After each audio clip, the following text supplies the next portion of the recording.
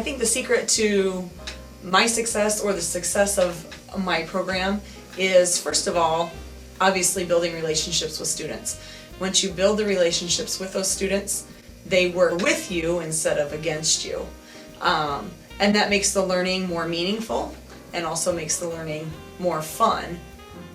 I also like to tie everything, like all of the goals and to the gen ed curriculum with what they're doing.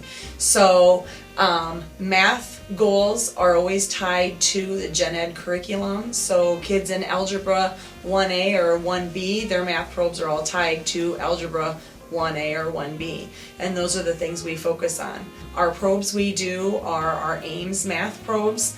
And they do them one day, and then the next day we go through and reteach and talk about what they missed, so that they can just improve from there. The goals help connect because they are strictly curriculum-based goals. A reading comprehension goal for most of my students is always done at grade level because that's our focus area, that's where we want to be. The expectation set in my classroom is it's a two-way street. We're going to meet in the middle, but you have to help yourself first. When you are in my program, you're expected to go to class, and if you need help within that coursework, then that's where I step in and I help and provide support to both the gen ed teacher and to the student themselves so that we can all work together to find a happy medium where everybody is successful and learning is the main priority. With students with behavior goals, their character lab time is driven off of what those goals are.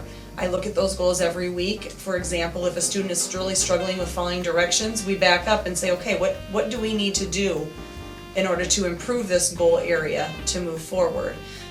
Mrs. Roth and I work as a great team together. She's kind of the English and the history guru, and I'm more of the math and the science. So if she has a student that's struggling in a math or a science area, she'll say, hey, go over and see Mrs. Steege.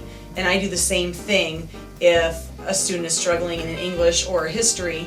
We use each other's expertise as best we can in those areas to help each other and therefore then help the student. Just know that while sometimes it seems like we're having fun in there and it's a laid-back atmosphere, it's a laid-back atmosphere because the students respond well, they know I'm there to help them, and it's very non-threatening. If we need a day to sit and shoot the breeze a little bit to get things off their chest or things that happened at home, anything, I'm that ear first. The world in my room is many hats. Counselor, teacher, mom, whichever it may be. But I have to wear those hats in order to find success with my students.